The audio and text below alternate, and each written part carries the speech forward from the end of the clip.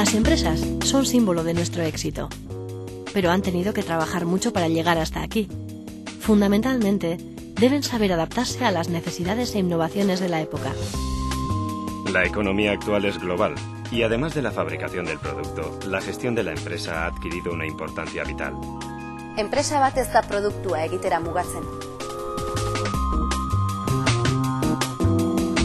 Enpresa batek alderdi asko ditu, eta guztiak kudeatu behar dira ondo.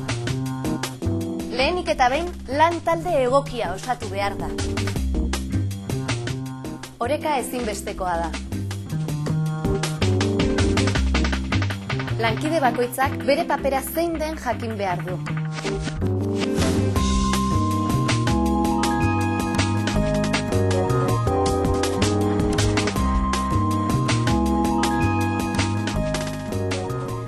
Baina baita errealistak ere. Kontabilitatea eraman, garraioa antolatu, merkatua aztertu, bezeroak bilatuko dituztenak. Antolaketa eta kudeaketa on bat ezinbestekoa da. Horretarako, erabaki egokiak hartzen jakin behar da.